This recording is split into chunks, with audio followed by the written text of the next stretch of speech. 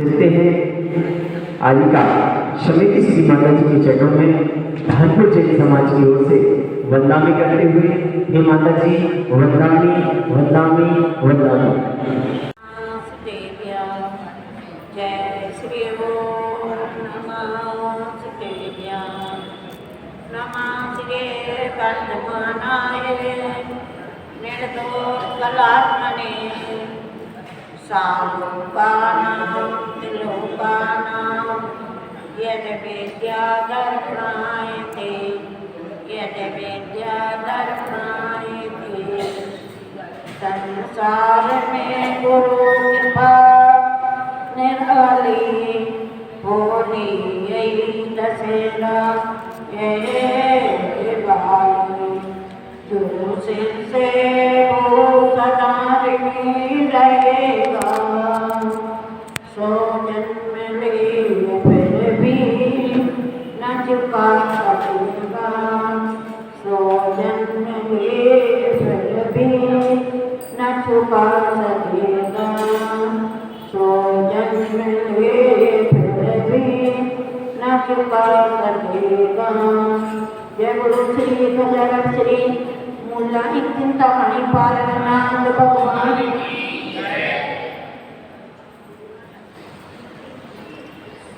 जय गुरु श्री शासन नायक महावीर भगवान। राम चाचा श्री वैभव सागर जी महाराज की जय। आलिका समिति श्री माता जी की आलिका संघ की। तीन भुवन में सार तेरा विज्ञान का शिव सर्वों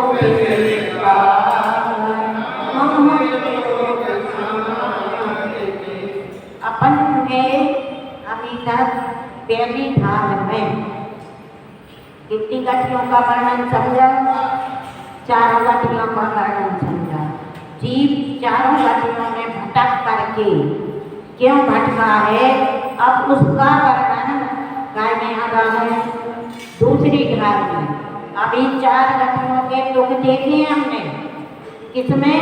पहली धार में दो लक्षण प्रकट किए हैं। चारों गति के दुख बताए गोद से लेकर के पंचेंद्रीय जीव तक के देवों तक के दुख बताए। अब वो जीव संसार में क्यों भटका, उसका कारण क्या है? जब हम कारण को समझेंगे तो कार्य हम करने में लग जाएंगे। हमने अभी तक अपने जीवन में कारण को नहीं समझा कि संसार में जीव क्यों भटक रहा है। बस इतना कारण समझ में आ जाए तो फिर हमें संसार से भटकने से देरी नहीं लगी, भगवान बनने में देरी नहीं लगेगी। पर उस कारण को नहीं समझ पा रहे, उस भूल को नहीं मिटा पा रहे, जो भूल अनादि से है। कौन सी भूल है? अनादि से भूल को हम मिटा नहीं पा रहे, उस कारण को हम समझ नहीं पा रहे। कारण क्या है, भूल क्या है, अनादि से काय की भूल है, क्यों है? तो इस सबसे पहले कारण को समझें कि कारण क्या है जिससे हम भटक रहे हैं। तो आज अपन चलते हैं दूसरी डाल पे। पहला श्लोक है, निकालो। ऐसे मिथ्या जग ज्ञान चरण बासे ब्रह्मा देवा अग्रे लोके जानने मरण। ऐसे मिथ्या जग ज्ञान चरण बासे ब्रह्मा देवा अग्रे लोके अन्य मरण। ताने को करिए सुजान तुमने पे ताने को करिए सुजान तेने सुने पे अब कहा आचार्य भगवान ने कहा रमेश जी सुन लो, कान खोल लो, रुई निकाली, रुई निकाल, कान में से रुई निकाल। हाँ, ऐसे माने ऐसी ऐसे मिथ्या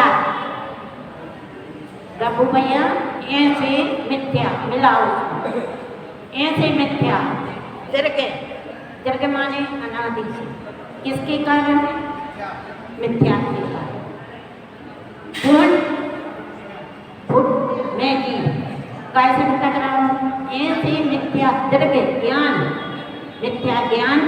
मिथ्या दर्शन और मिथ्याचार के बस होकर किसके बस होकर मिथ्या ज्ञान मिथ्या दर्शन और मिथ्या चारित्र के बस होकर भ्रमत माने भटकना भरत दुखों को भरता है दुख जन्म मरण के दुख भोगता है किसके कारण बस ऊपर की लान को समझना ऐसे मिथ्या माने किसके कारण मिथ्या के कारण अभी जो कारण कल बताएंगे कि मिथ्या क्या चीज है अभी तो मात्र इतना समझना है कि हम जीव भटक के हो रहा बस इतना समझना है तो किसके कारण दीर्घ माने इसका कोई हिसाब नहीं है अनादि से कब से भटक रहा थी अनादि से अनंत अनंत 24 निकल गए अनंत 24 के पहले हम नहीं देखा आदिनाथ भगवान थे जब तुम नहीं थे क्या आदिनाथ भगवान बड़े हैं कि तुम बड़े हैं जीव के हिसाब से बोलो बताओ ना आदिनाथ भगवान बड़े हैं ना हम बड़े हैं क्योंकि आत्मा का ना आदिनाथ भगवान की आत्मा का जन्म हुआ ना हमारी आत्मा का जन्म कब से बस इतनी ही बात समझना है और हम क्या करते हैं इतनी बात नहीं समझ पा रहे कि हम कब से हैं हमने ऐसे दुख भोगे कि नहीं भोगे बस हमें इतना विश्वास चिन्माणी की बात पर सिद्धांत हो जाए तो हमारा मिथ्या मिट जाएगा अभी तक हमने ये सिद्धांत नहीं किया कि हम कब के हैं बस हमारी आत्मा कब की है अनंत 24 निकल गए जब से हमारी आत्मा है और सबसे पहली ढाल इसका काल कहाँ बीता इतना काल अब किसी सोचे कि सब इतनी 24 निकल गई इतने तीर्थंकर बन गए इतनी बार समूह शरण लग गए इतनी बार उपदेश मिल गया पर अभी हम कहाँ थे काल अनंत निगोद अभी हम कहाँ मालूम निगोद में थे फिर निगोद से निकल करके हम कहाँ आ गए एक इंद्री में आए तो कितनी उनकी आई 70 घोड़ा थोड़ी सा करके तो अब वहाँ से बढ़ के कहाँ आ गए अब 5 इंद्री में आ गए संगी हो गए संगी के बाद भी हम जैन कुल में जन्म लिया भारत देश में जन्म लिया भारत देश के बाद हमने जैन कुल में लिया भानपुर में जन्म लिया भान करने के लिए मिला कि साक्षात पारसनाथ का समूह शरण मिल गया और 4 आराधनाएं मिल गई और जे में सिद्ध आराधना तो क्या नहीं कहा है सबकी अब हम क्या कह रहे तो अपन अब फिर भी अब क्या कह रहा है कि अब भी समझ अभी तक नहीं समझा भूत को छोड़ दो कि हमने कितने दुख भोगे क्या किया अब भविष्य की याद नहीं करो कि भविष्य में क्या होने वाला वर्तमान में जियो वर्तमान यदि तुम वर्तमान अच्छा बना लोगे रमेश भैया तो तुम्हारा भविष्य अपने आप सुधरता भविष्य को बनाने की कोई जरूरत नहीं है सिर्फ में किसको सुधारना है सुनील भैया किसको सुधारना है अभी किसको सुधारना है किसको संभालना है किसके लिए उपदेश दे अभी संभालना है आज ही संभालना है क्यों नहीं समझ पा बस हमें अपनी आत्मा में एक ही प्रश्न करो ना अपनी आत्मा से कि अभी तक मैं क्यों नहीं समझा आज ही हमें समझना है आज ही यदि हमारा मिथ्यात्व कम हो गया तो आज ही हम अपने सम्यक में आ जाएंगे कितनी देर लगेगी 1 सेकंड भी नहीं लगेगी पर हमारे अंदर में आज सिद्धा गाढ़ सिद्धा बैठा है अगाढ़ सिद्धा बैठा है कि जो भक्त जो जीव है वो अनादि से भटक रहा है। किसके कारण भटक रहा है? किसके कारण भटक रहा है? तो मिथ्या ज्ञान, मिथ्या दर्शन और मिथ्या चारित्र। तो हमें कौन सा प्राप्त करना है? मिथ्या ज्ञान क्या है? मिथ्या चारित्र कौन है? मिथ्या दर्शन कौन है? हम कहाँ जाते हैं? किसकी बिना करते हैं? तो हमें मिथ्या को समझना है। तो हम अपने आप को समझ जाए। आत्मा को कौन समझाएगा? अपनी ही आत्मा से, अपनी ही आत्मा का अपने ही कल्याण कर सकते हैं। हम तुम्हारा मिथ्यात्व नहीं मिटा सकते। कौन मिटाएगा? कौन मिटाएगा? हम मिटाएंगे। तो हमें बस आज इतना ही समझना है मात्र कि हमारी ये भूल अब तो शांत हो जाए, आज ही जाग जाए। हमें वर्तमान अच्छा बनाएंगे। तो देखो भैया, हमने कहा था यदि तुम अच्छा वर्तमान बनाओगे तो भविष्य तुम्हारा कहाँ विद्याशालाय में जाएगा, स्वर्ग में चले जाएगा। यदि तुमने संकलित से आदि परिणामों में अपना समय बिता दिया तो छठ में काल में फिर जन्म ले लोगे, और छठ में काल में जन्म लोगे तो फिर क्या होगा? फिर भी 84 के चक्कर लगाने पड़ेंगे। तुम कम से कम बस इतनी बात मान जाओ भैया, मुझकी नहीं कह रहा है, एक बात मान जाओ कि हमें सम्यक की प्राप्ति करना है और मिथ्या को छोड़ना है। तो ऐसे मिथ्या करके ज्ञान चरण बस भ्रमत भरत दोगे जन्म मरण। किसके बस हो करके? मिथ्या ज्ञान के, मिथ्या चारित्र के और मिथ्या दर्शन के बस होकर ताते इनको तज के सुजान। सुजान माने भव्य जी। सम्यक दर्शन पहले होता किन किन जीवों को? सम्यक दर्शन होता किन किन जीवों को है? पहले ये समझ लो। अब इसमें काल के ताते इनको तज के सुजान।